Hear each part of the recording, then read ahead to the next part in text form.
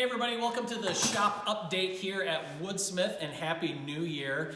It's 2024 and we're in the frenzy of campaign season here in Iowa, for better and mostly for worse.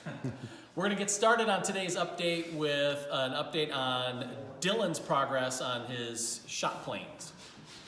All right, so as Phil alluded to, I'm working on a couple of mini planes, or pocket planes as they're called. They could be used for any number of tasks. Usually planes of this size were usually designed for model making and or instrument making. And so I chose to do a pairing of them. One of them I believe we looked at prior to break, however I'll go over it anyway. This is just kind of a miniature smoother. It is constructed of some 1/8 inch architectural brass for the two exterior face plates, and then the core material I chose to use Wenge, which is just an exotic wood that's a little denser, and it just makes for again a nice look. So iron cap on there was also made with some brass. I've got the iron cap pin. The knurled knob is purchased from McMaster-Carr. Actually, all of these components minus the wood is from McMaster-Carr.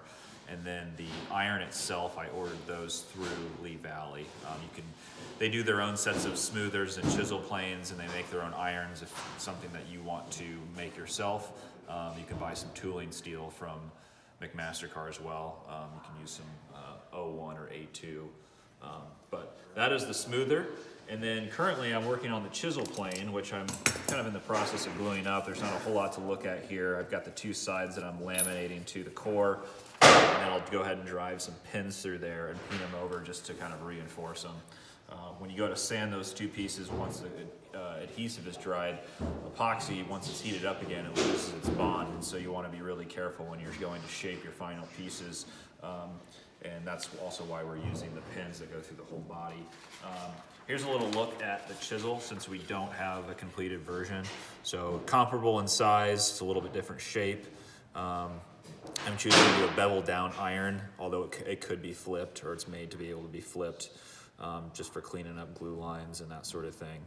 And then I did change the angle just a little bit on the handle, just a little bit more downward pressure.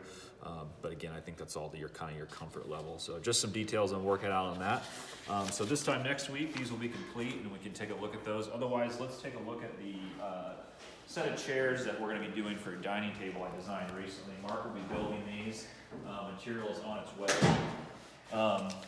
I wanted to create a set of chairs that kind of match the dining table, and so we're going to go ahead and use some 8/4 riffs on white oak along with some 8/4 cherry.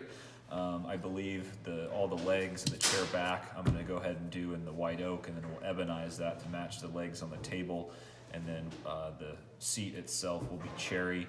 It gets saddled kind of like an old Windsor chair. Knowing Marc, he'll probably use a series of power tools and work his way down to some hand sanding to get that nice kind of saddled or dish seat on there. Like anything with chairs, it's all about proportion. Everybody's body's different, and so when Marc goes ahead and puts this together, if there's any sort of numerical changes we have to make just to accommodate different body sizes, or perhaps if the chair is slightly too short, those are things we can kind of redesign or change in real time. So again, we ordered some material, it should be some here maybe tomorrow, and then Marc will get started on it next week. So that's all I really have for right now. So I think we're going to maybe move on to Steve. Hey, can you guys keep it down? We're having fun with our new toys We have a here. new toy. Yeah. I'm over here, John. You can get there.